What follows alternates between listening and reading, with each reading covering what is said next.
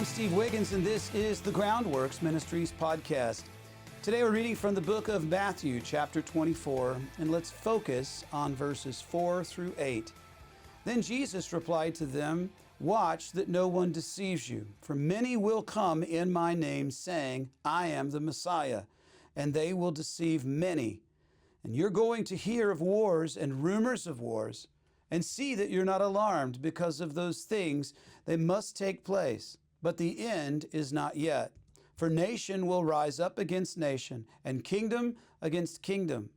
And there will be famines and earthquakes in various places. All of these things are the beginning of birth pains."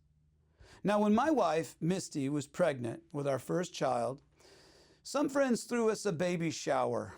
Although she was several weeks away from her due date, by the end of the evening, my wife announced that she was in labor, and I drove like NASCAR to the hospital.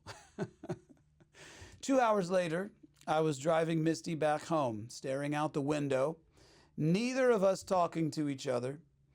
Chalk it up to first-time pregnancy, but sometimes false labor feels like the real thing. And when in doubt, trust the doctor. Well, we ended up having 2 false alarms before her water actually broke, which ushered in the actual labor. Now, reading the Bible and looking around the world, it seems like we're living in the last days. And I believe that Jesus' return is imminent. War, natural disasters, rank immorality, all signs of the end times. It's all happening.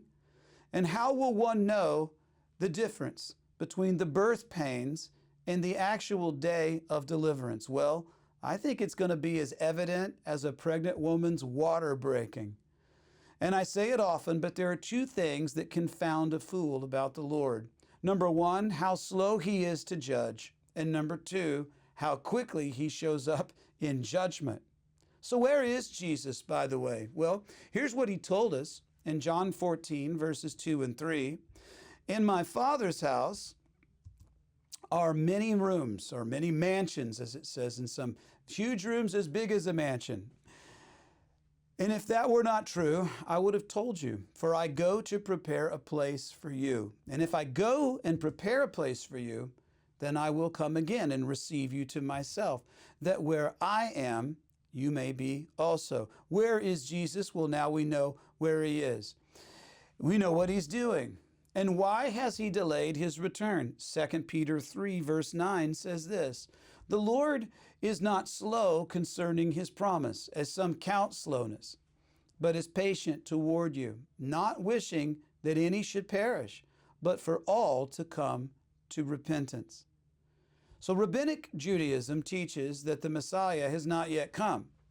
And some even go so far as to acknowledge Jesus as a prophet whose followers just misunderstood him.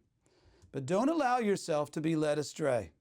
Listen to what Jesus said and make sure that you're following the right way, the truth of the gospel, so that you may enter into the life promised to all who would faithfully believe.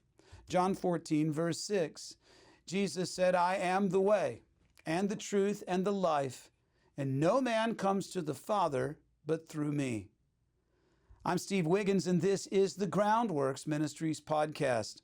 You know, Groundworks Ministries operates entirely through financial donations from faithful people like you. And your giving to Groundworks Ministries transforms lives.